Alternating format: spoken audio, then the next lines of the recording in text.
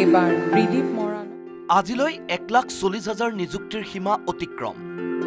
2026ত নতুনকৈ দিব 2 লাখ নিযুক্তি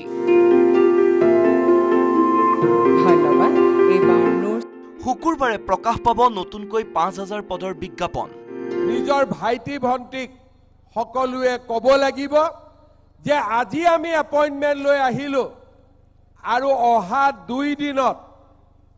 মামাই নতুন এডভাৰটাইজ দিব গতিকে আমি দৌৰা কাম চলাই থাকিব লাগে অহা আজি গল কালি গল পৰহি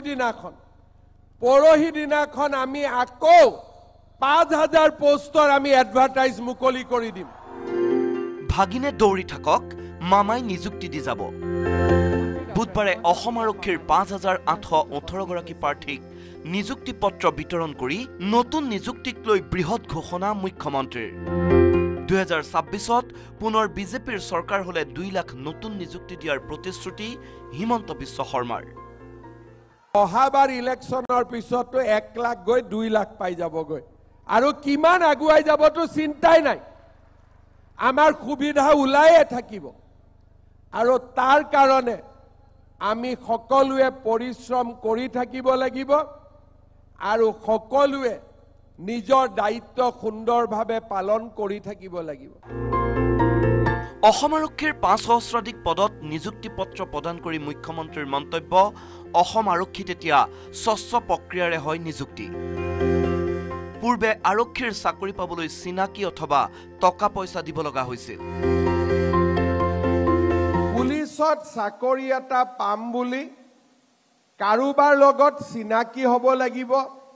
নহলে টকা পইচা আমি যোগাৰ কৰিব লাগিব আজি আমি টকা পইচাও দিব নালাগে কাৰো লগত চিনাকিও হ'ব নালাগে মাত্ৰ আমি কষ্ট আৰু পৰিশ্ৰম কৰিব লাগে চৰকাৰী চাকৰি পাবৰ কাৰণে কাকো 1 টকাও ঘোষ দিব নালাগে বিশাল নিযুক্তি সমাৰোহত বিৰোধীক তীব্ৰ সমালোচনা কৰি মুখ্যমন্ত্ৰীয়ে ক'লে মই 1 লাখ নিযুক্তি দিম বুলি কওঁতে বিৰোধীয়ে উপলুঙা কৰিছিল কিন্তু আজিলৈ 1,40,000 নিযুক্তি পাৰ হ'ল আজি মই গৌৰৱেৰে সৈতে ক'ব খোজো যে আমি 1 লাখ চাকৰি দিম বুলি কৈছিলো এতিয়ালৈকে আমি 1,35,000 ল'ৰা ছোৱালীক আমি চাকৰি দিলো নিযুক্তি সমাৰোহতে নৱনিযুক্ত আৰক্ষীসকলক মুখ্যমন্ত্ৰীয়ে দিলে নীতি শিক্ষা আৰক্ষীৰ কাম হৈছে অপৰাধীৰ পিঠিত লাঠি চলোৱা দৰিদ্ৰৰ ওপৰত লাঠি চলোৱা নহয় এটা কথা সকলোৱে মনত ৰাখিব পুলিচৰ কাম দুখীয়াৰ বিৰুদ্ধে লাঠি চলোৱা নহয় পুলিচৰ কাম হৈছে অপৰাধীৰ পিঠিত ডাণ্ডা চলোৱা দুখীয়া মানুহৰ নহয় আগত এছাম পুলিচ আছিল ৰিক্সালা পালে পিঠিত লাঠি মাৰে কিন্তু আমাৰ ইয়াত গোট খোৱা বহুতৰ দেউতাই নিজে ৰিক্সা চলায়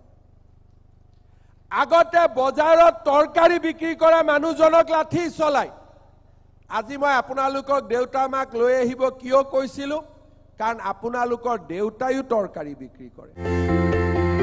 এতিয়াও 2-1 আৰক্ষীয়ে গুগল পেৰ জৰিয়তে ঘোষ লয় দুৰ্নীতি নকৰিবলৈ নতুন আৰক্ষীক সকীয়াই মুখ্যমন্ত্ৰীৰ তাৎপৰ্যপূৰ্ণ মন্তব্য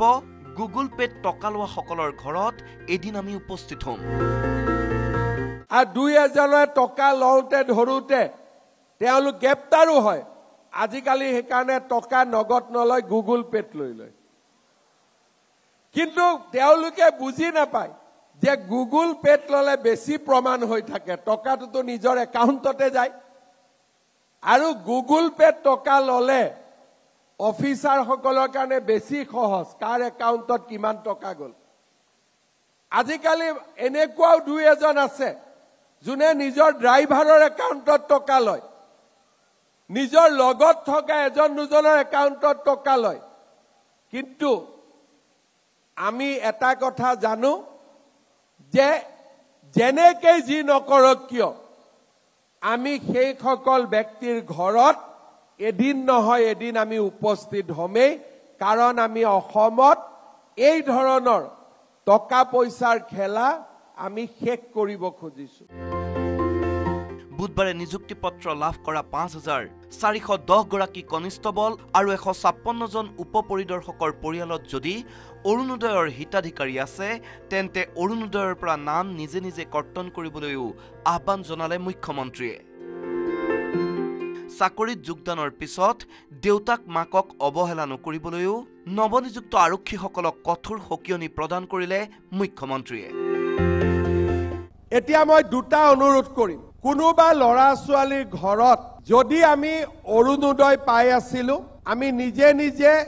অৰুণোদয়ৰ পৰা আঁতৰি আহিম। হ'ব, ঘৰত যিহেতু চাকৰি হৈছে এতিয়া আমাক আৰু অৰুণোদয় নালাগে। হ'বনে নহ'ব? চৰকাৰী কৰ্মচাৰীৰ ঘৰত অৰুণোদয় নাথাকে, সেইকাৰণে আপোনালোকে অৰুণোদয় লোৱাৰ পৰা আপোনালোক নিজে নিজে বিৰত থাকিব। ভিডিঅ' জাৰ্নেলিষ্ট প্ৰভাসৰ সৈতে হীৰকজ্যোতি মালাকাৰৰ report, news 18 Assam North east.